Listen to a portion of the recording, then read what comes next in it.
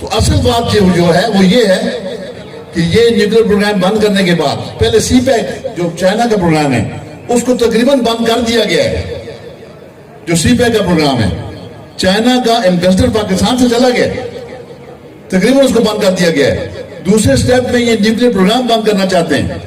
اور تیسرے سٹیپ میں حیران کن بات میں آپ کو بتاتا ہوں کہ بلوچستان سندھ کے اس پار کا علاقہ کے پی کے کا اور گلگت بلتستان اس کو ایک نیا ملک ڈکلیئر کر دیا جائے گا کیونکہ یہ بفر سٹیٹ ہوگا افغانستان چائنا اور انڈیا کے درمیان.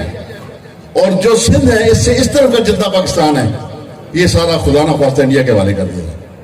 تو یہ اس پاکستان کو ختم کرنا چاہ رہے ہیں جس کا مطلب کیا ہے لا الہ الا اللہ. تو آج کا یہ جو ہمارا سلسلہ ہے یہ اپنے دین کو بچانے کا سلسلہ ہے, یہ اپنے اسلام کو بچانے کا سلسلہ ہے. یہ صرف بات عمران خان کی نہیں ہے, صرف یہ بات بابر سلیم سواتھی کی ہے, احمد شاہ کی نہیں ہے, یا عہدیداروں کی نہیں ہے. آج خدا کی قسم ہم اگر اپنے خون کا آخری قطرہ بھی دیں پاکستان کو بچانے کے لیے تو کم ہے, اور یہ سب کام ہمیں کرنا پڑے گا. آج تو یہ محفل جیل کرو تحریک کی ہے, یہ تو معمولی سی بات ہے. انشاءاللہ تعالیٰ ہم سب جائیں گے انشاءاللہ تعالیٰ انشاءاللہ سب جائیں گے.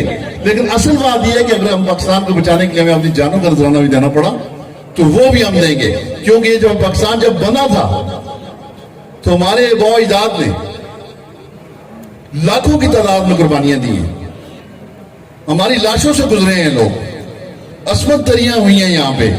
مقصد کیا تھا پاکستان حاصل کرنا, اسلام کے نام پر ملک حاصل کرنا. آج اس پاکستان کو ختم کرنے کا پروگرام یہ چور بنا رہے ہیں. امپورٹڈ حکومت کی 13 پارٹیاں